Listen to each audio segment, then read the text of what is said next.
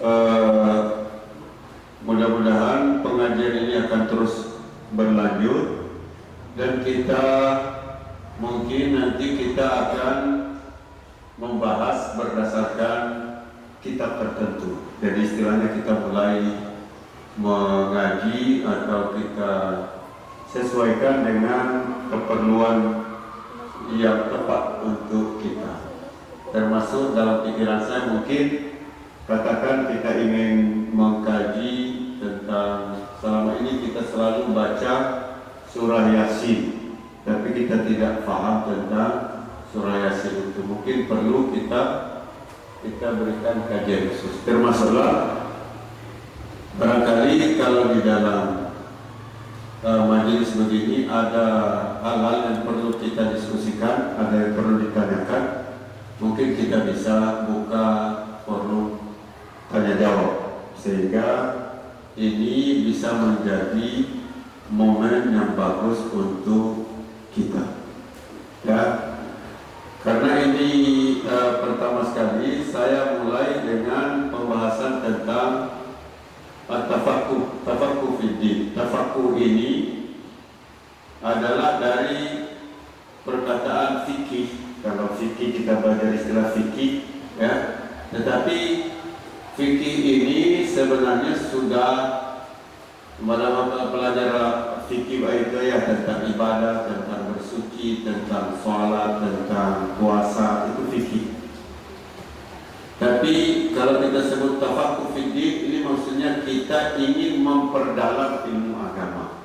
Karena ini pertama sekali, maka saya ingin kita sama-sama membuat pemahaman bersama tentang pentingnya memperdalam agama.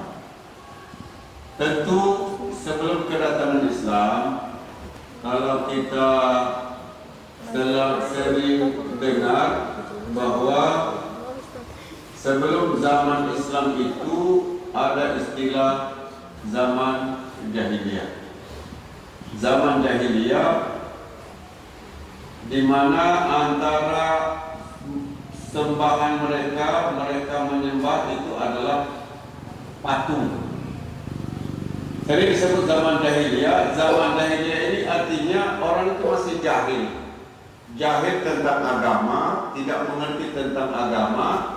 Akhirnya yang dijadikan sebagai dasar untuk keagamaan, hal-hal yang bersifat keyakinan, itu adalah sumber-sumbernya, termasuk sumbernya adalah iblis. Maka misalnya kenapa ada cerita misalnya cerita tentang bapaknya Nabi itu waktu mau disembelih, karena itu nazarnya kakeknya Nabi, kalau punya anak laki-laki yang hebat-hebat 10 orang, maka dia akan korbankan satu orang. Maka kemudian dapatlah 10 anak itu. Di dalam undiannya bahwa yang dapat, yang kena itu adalah Abdullah, bapaknya Nabi. Tapi kemudian banyak masyarakat Quraisy sangat sayang dengan Abdullah. Jangan Abdullah lah, kalau Abu Lahab yang sembelih saja misalnya begitu.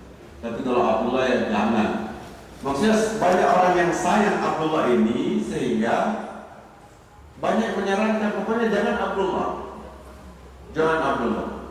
Maka akhirnya kemana untuk mencari kira-kira kita mau buat bagaimana ini? Kemana kita mau mencari? Kalau begitu, kita kalau ada masalah kita mau kemana? Kalau sekarang ini kalau ada masalah, antara tempat untuk kita menyelesaikan masalah atau tempat terutama untuk kita cari penyelesaian masalahnya adalah agama. Kalau dulu agama belum, kita mau kemana? Maka ketika agama tidak dipakai, dukun bertindak.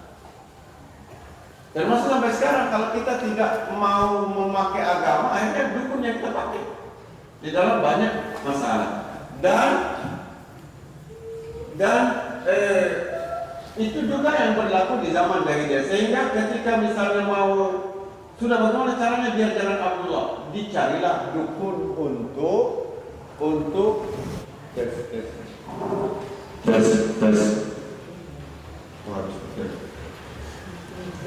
Ada pesantren. Dicarilah dukun untuk ada sering di atas tetes.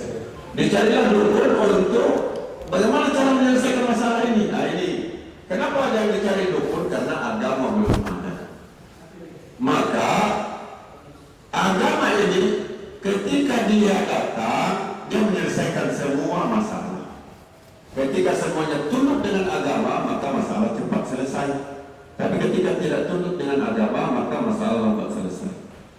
Jadi ketika Rasulullah SAW, ketika Allah Subhanahu Wa Taala hendak membereskan masyarakat Quraisy yang tadinya masyarakat jahiliyah, masyarakat jahiliyah ini perilakunya adalah perilaku ibaratnya tidak ada agama bagaimana? Ya makan yang haram biasa, kemudian minum arak biasa, kemudian perbuatan zina biasa. Tidak ada aturan agama, tidak ada zaman jahiliyah, tidak ada aturan agama. Maka kemudian datanglah agama ini dengan oleh Allah bahwa Nabi yang akan membawa agama ini harus sempurna.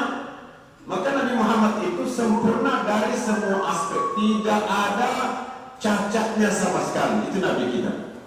Dia harus sempurna karena dia harus menjadi teladan untuk semua orang. Itu Nabi.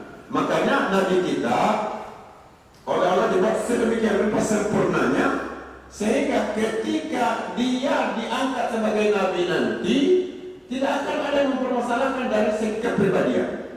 Tidak ada cacatnya sama sekali. Mustahil orang mencari cacatnya Muhammad itu dari kecil sampai meninggal, tidak ada cacatnya. Memang Allah buat dia harus sempurna. Itu Nabi kita. Maka apa yang dilakukan oleh Nabi berdasarkan perintah Allah. Ini di dalam usaha untuk memahami agama berdasarkan perintah Allah. Jadi apa yang dilakukan oleh Nabi di awal-awal Nabi itu, di awal-awal Nabi kita Muhammad SAW adalah di dalam mengajarkan agama berdasarkan petunjuk dari Allah. Petunjuk dari Allah bagaimana? Allah Subhanahu Wa Taala di dalam membimbing Nabi untuk mengajar orang-orang yang pertama menerima agama ini. Kan dulu ini kan di Mekah itu orang yang mengerti tentang menyembah Allah itu tidak banyak, cuma beberapa orang. Termasuk kalau kita dengar ada namanya Waraqah bin Naufal, dan tidak banyak orang yang menyembah Allah, tidak banyak. Jadi mereka tidak mengerti tentang Allah. Nabi kita sendiri itu Allah itu siapa? Karena belum ada petunjuknya. Allah itu siapa? Kan Nabi Musa dalam Al-Quran sampai Allah harus memperkenalkan zatnya kepada Musa. Ya Musa, innani anallah la ilaha illa ana fa'budni. Wahai Musa, saya ini Tuhan. Tidak ada Tuhan selain saya, maka sembahlah saya. Begitu juga Nabi kita Muhammad SAW. Jadi Allah Subhanahu Wa Taala membimbing Nabi kita ini dengan cara diturunkanlah wahyu Al-Quran. Tapi wahyu Al-Quran yang kita baca hari-hari itu juga yang dibaca oleh Nabi kita Muhammad SAW. Wahyu-wahyu yang dibaca itu yang pertama itu adalah surah-surah yang pendek, cerita-cerita tentang surga, cerita-cerita tentang neraka, cerita tentang kekuasaan Allah. Karena mereka pertama ini tidak tahu Allah itu siapa. Mereka tidak punya gambaran tentang kehidupan akhirat itu bagaimana. Mereka tidak punya pemahaman bahwa ternyata dunia ini cuma sementara, bahwa kehidupan sebenarnya itu adalah akhirat. Mereka tidak punya gambaran. Kenapa tidak punya gambaran? Karena jarak antara Nabi kita Muhammad dengan Nabi Isa itu ratusan tahun, 500-an tahun. Jadi disebut tahun Masehi. Tahun Masehi itu 2025 yang sekarang kita sebut tahun Masehi 2025. Itu kan berawalnya dari kelahiran dari Nabi Isa alaihissalam. Maka kita sebut sebagai tahun Masehi. Tahu beda jarak antara Masehi dengan Nabi itu 500-an tahun. 500-an tahun coba tidak ada yang mengajarkan agama. Baru zaman dulu, agama zaman dulu itu memang Allah sengaja bahwa kitab zaman dulu tidak boleh ada yang kekal. Kitab zaman dulu, Injil, Taurat, kitab zaman dulu itu Allah sudah punya hitung-hitungan. bahwa yang hanya kekal sampai kiamat itu kitab hanya Al-Quran. Kitab lain tidak. Sengaja kenapa Allah SWT buat demikian? Karena ketika Nabi Muhammad sudah diutus, maka semua yang mengaku umat Nabi lain itu harus ikut Nabi Muhammad. Maka Nabi Muhammad dia bilang sendiri, Nabi Muhammad, kalau Nabi Musa masih hidup, Nabi Musa itu wajib ikut saya. Itu Nabi Muhammad. Maka semua Nabi, maka ketika Muhammad diutus, maka semua ajaran yang sebelumnya adalah kadaluarsa. Tidak bisa lagi dipakai. Maka Allah mengajar Nabi kita Muhammad SAW dengan cara turunkan dulu tentang surga. Ayat-ayat surga itu bagaimana, neraka itu bagaimana, Allah itu bagaimana, maha besarnya Allah itu bagaimana, malaikat itu bagaimana. Ini pertama-tama dijelaskan oleh Allah kepada nabinya, yang kemudian dilanjutkan kepada para sahabat. Soal apa tujuannya? Tujuannya agar umat itu yakin dengan surga, yakin dengan neraka. Kalau sudah yakin dengan surga, sudah yakin dengan neraka, maka hidup kita akan punya panduan. Panduannya di mana? Bahwa kita hidup ini nanti mau menuju surga atau mau menuju neraka. Kalau sudah ceritanya bersambung dengan akhirat, maka dunia itu menjadi bagian, hanya menjadi jalan untuk menuju akhirat.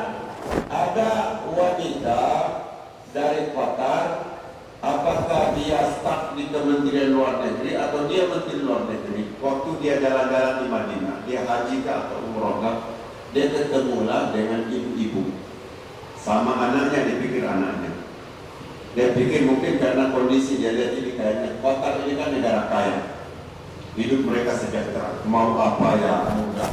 Mungkin dia lihat ibu-ibu dengan anaknya ini, dia ada rasa kasihan. Mungkin istilahnya tidak seberuntung dia yang punya segala fasilitas dan kemudahan hidup. Ini ibu ini. Lalu kemudian ada rasa kasihannya ibu ini. Dululah mereka di situ di Masjid Nabawi ini. Kemudian ibu itu tiba-tiba menoleh ke yang ibu dengan anaknya ini. Di awalnya dia pikir anak ini adalah anaknya. Ternyata kemudian bahwa anaknya ini adalah anak tirinya, anak dari suaminya. Kemudian ibu ini mengajilah, ibu yang dengan anaknya tadi membaca Quran, mengaji.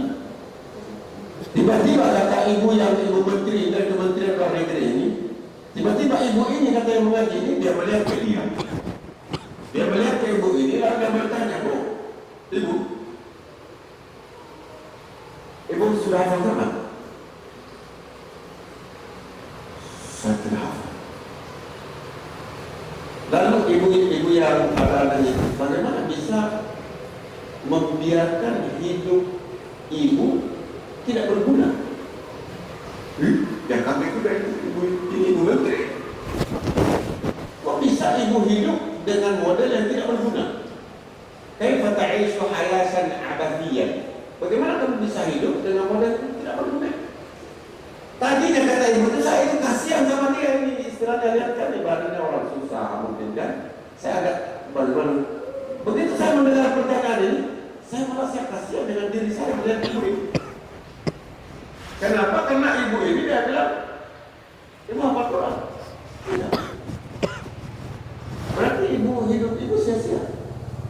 Istilahnya ingin bilang pada ibu itu bahwa betapapun hebatnya duniamu, kalau akhiratmu kau tidak urus, tidak ada gunanya. Tidak ada gunanya. Kau hebat di dunia, maka dia bilang, oh ini betul. Betul kata ibu ini.